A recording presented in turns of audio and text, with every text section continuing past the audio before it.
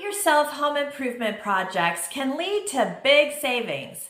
But as a licensed real estate agent, I'm here to tell you it's better to leave some tasks to the pros.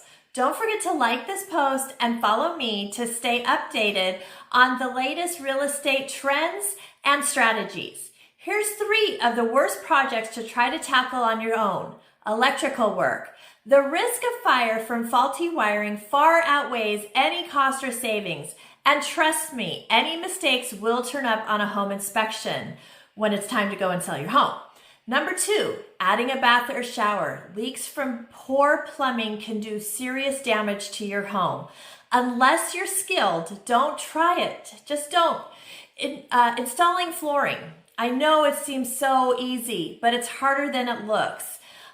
Consider yourself warned. So if you're ready to call in a pro, don't hesitate to reach out. I have many different referral people I can give you. So I hope you have a great day. Wendy Gundry, RE/MAX of Santa Clarita.